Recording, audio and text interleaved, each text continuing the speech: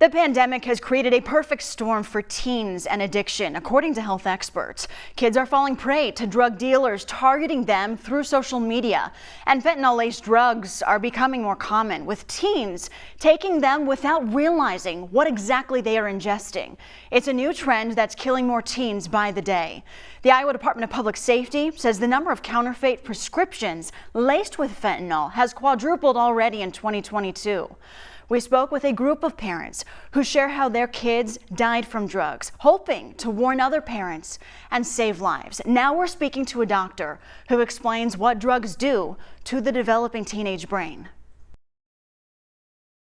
When when I reached out about teen addiction and the effect of drugs, substance abuse on the adolescent mind, we're dealing with we're so used to seeing people in their adult years addicted to drugs and their life's derailed at that stage of life, but we're seeing it in teens. Have you heard of this happening? Like, what did you think when I reached out asking for your guidance on this? Teen addiction and substance abuse has really become an epidemic. And unfortunately, it's an epidemic that particularly in the last 2 years has really exploded, partly due to the pandemic, partly due to changes in our social environment, partly due to the increased reliance on social media. But it's come to a point where we really all, as parents, as community members, as doctors, as people need to take action in order to reverse this, because it's at the point now where we are losing literally hundreds of lives every single day as a result of drug overdoses, intentional or unintentional, that are resulting in many, many millions of years of life lost. So that's nationwide. We're seeing that many deaths every single day. Nationwide, we are seeing, according to the CDC, in 2020, and it's probably even worse now, we saw 251 deaths a day from drug overdoses.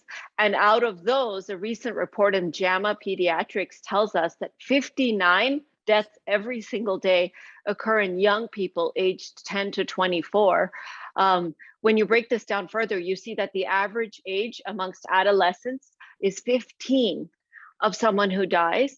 And we see it more in our male than our female adolescents, but it's really heartbreaking when you look at those numbers. So these parents that have lost their teens, they are not exaggerating on how. Not at all. No, not at all. In fact, we should use their stories as examples to really, first of all, assess the problem on a nationwide level, institute some system-wide changes, but second of all, to make sure that our teens and our families in our own homes are safe and they have access to resources so that we can really curb this problem before it gets further out of hand. How do you see social media playing a role? A lot of these parents, and these are some of the questions that I sent you, a lot of these parents are saying that even an 11-year-old can get, or sounds like even a 10-year-old from what you're saying, can get access to pills through even Snapchat, and that there's code now on social media, emojis. There's a whole new realm, more complex and easier to hide than anything we've seen. Can you explain just some of the nuances of what we're seeing now? I think one of the biggest drivers of this overdose epidemic that we're seeing in our adolescents and teens is social media. In fact, recent data coming out of Columbia University looked at 2,000 adolescents, asked how many of them used social media almost every day, and over 70% of them said that they were on social media. Then they broke it down further, and the ones that use social media frequently were 5 times as likely to smoke cigarettes, 3 times as likely to use alcohol, and twice as likely to use marijuana. And that's just the encouragement to get them started. But then there's the access issue. Social media, through code and through all of these things that these social media predators are doing out there, they're preying on our kids and really opening the door for the addiction to develop. And once that addiction happens, it's almost like a runaway train. It becomes a problem that even the teenager and the parents may not necessarily be able to get on top of, because it leads to biological changes in the brain that actually create a disease. So it's not just behavioral anymore, it becomes physiologic. And I think social media is the biggest enabler. So one of the biggest challenges that parents have right now, I think, is making sure their child, doesn't get access through social media to some of these, first of all, to get started, and then secondly, to have an ongoing supply of some of these drugs that could lead to these dangerous outcomes. A lot of the parents were calling it a disease and saying a problem in society is we call it drug addict or a junkie. And these parents are like, no, my kid changed. I tried everything. It literally changed their brain during these developmental years. Do you agree with calling it a disease? 100%. Addiction is a disease at any age, but when we're adolescents, our brains are particularly vulnerable because they're developing at a very fast rate. So as adolescents, we know that, our risk-taking behavior is actually heightened. So we're more susceptible to try something, to succumb to peer pressure, to try some of these substances. We also know that the way that our brain sends signals when we're adolescents, it's almost like the volume on the signal is turned up. So when we consume some kind of a pleasure enhancing substance, like one of these drugs that triggers that cascade of dopamine in the brain, that's that feel good chemical, the way that we perceive that as adolescents is heightened. We actually get a heightened pleasure response to some of these drugs as we compared to what we would perhaps as adults, which then leads that addiction circuit to develop even faster and become even stronger and really solidify. So we're more prone to these behaviors. And then we get a heightened pleasure response after doing drugs from these behaviors, which makes addiction an even trickier problem in the adolescent brain. And then once you're addicted, it changes the way that you behave. It changes the way that your brain continues to develop. You start to have more social issues, more behavioral issues. You even start to have physical issues like problems with reproductive development, problems with bone mineral density, the way that our liver functions. It just triggers a whole cascade of events. So being in what is being called a crisis, and thank you for that breakdown, because you really do just affirm a lot of what these parents have been saying. These parents are so heartbroken. There is no bringing their child back. What can we do for kids that are on drugs and their parents, it's a runaway train they don't know how to handle? And then what can we do to keep kids, just to educate kids? Like, this is becoming more and more common. How can we protect kids and just protect that developmental stage? I think prevention is the key here. So really making sure that you talk to your teen or adolescent about this. And all the literature has looked at this. Bringing it up is not going to put the idea in their head. In fact, it's going to empower and educate them and let them know that it's okay to come to you as a parent to talk about questions they might have if somebody approaches them on social media or at school and offers them these substances, or if they're even considering using them. So I think educating your child, opening that conversation door so that your child can walk through it when that comes up in the future. I think that's really important. Making sure your child is connected with the right resources in terms of their social network. So trying to really monitor some of their behavior on social media, trying to understand if there's been any change in their behavior, which is an early clue that they might be walking down that path. So it's, their eating behavior, their sleeping behavior, their interactions, how their mood is, whether it's going up and down, even as much as whether they make eye contact with you. Those are all signs and symptoms that you should be watching for in your child, that may be early suggestions that your child is either starting to use drugs or thinking about indulging in some of those behaviors. And if you have a teen or adolescent that's already walked down that path and they're already using, I think it's really, really important, first of all, to immerse yourself in giving them support and connecting them with the right resources. The best starting place 100% of the time is really your pediatrician or your family doctor, going to them and trying to figure out a treatment plan, which, remember, because this is a disease, includes not just therapy and behavioral changes, but potentially even the use of medications to help your child really retrain some of those circuits in their brain that they have created with the use of these mood altering substances. How do you describe what teens are vulnerable prey to today? The change that you're seeing in our society?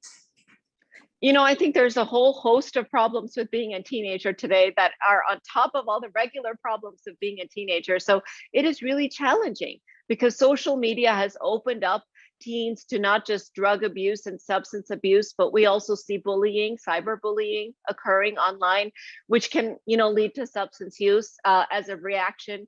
We also see, things like dating online and relationships online, which can also change the way that self-esteem occurs, which can also lead to substance use. So I think because so much of our lives now are on the internet, and that's really taken our bubble from being our family and our neighborhood and our community to essentially being everybody out there, you have really no idea who's interacting with your teen, it makes it even more difficult to necessarily control what is coming in. What is in your control is your availability, offering resources, offering education to your teen, and just making sure that that line of communication between you and your teen is preserved. It's not destructed, it's not destroyed, and they can really come to you whenever they have questions, concerns, and you can come to them and proactively ask them about their relationships and their friends and their bullying, and what's going on at school. On the issue of fentanyl, this seems to be the most deadly one to lace drugs. So kids don't even know they're always getting it. And from my research, it only takes a salt amount worth. Can you just speak to the rise in fentanyl as you don't always know what you're getting, in these drugs? The opioid epidemic that's occurred is just a reflection of pure evil in our society, in my opinion, because what these drug dealers are doing out there is that they're lacing non-opioid drugs, anything else your child might be using, whether it's ecstasy or amphetamines or anything else, with tiny amounts of fentanyl, which is a highly addictive substance, in a way to really solidify that circuit of addiction in their brain and create a new opioid addiction, which we know is very, very difficult to overcome once it forms. So many of our teenagers and kids may not even know that. They may think they're taking a recreational drug, which is an upper, and they may not realize that it's laced with fentanyl. And what we've seen is a lot of unintentional drug overdoses, particularly occurring in the younger kids, because remember, we don't even know what the dose of fentanyl is in that particular drug that our child or teenager might be taking. And if it's too much for their body size, it can potentially lead to them, respiratory depression, which means they stop breathing and then they can have a cardiac arrest. So again, the idea is not just to educate kids about, the drugs that are out there, but also educate them about the problems that they may not even know exist, with fentanyl lacing of other street drugs being one of the most common things that we have seen on the rise in the last few years, leading to an increasing number of unintentional drug overdoses. Do you think social media platforms are doing enough to curb the accessibility to drugs with kids? Absolutely not. And I'm very disappointed, because I feel like the last 5 to 10 years have empowered social media to become one of the most influential tools in our society for spreading information, for keeping us safe, for allowing networking. And instead of taking that power to good and actually making sure that they regulate what's on there, they have really allowed, anyone and everyone to have access to our kids, to have access to our information. So I'm very disappointed with the way that social media has conducted themselves. And I do think a big proportion of this drug overdose pandemic and epidemic that we're seeing in the last few years, the responsibility lies square on the shoulders of social media giants such as Facebook. In fact, we have seen data directly coming out of places like Facebook suggesting to us that kids have a higher rate of depression and substance use when they use social media. And yet there have been no changes made. So I think, as parents and community members, it's time to take things into our own hands, and it's not coming from the top down, but we need to try to do it from the bottom up and really teach our children how to use social media responsibly, so that they don't end up falling victim to many of the predators that are out there right now. Thank you so much for addressing all of those very tough questions. There's a lot of heartache into this report, and it's so layered. It is a beast to take on. The communities, these families have just, their lives have been torn apart by this, and it's just kids. Yeah. So it's just kids.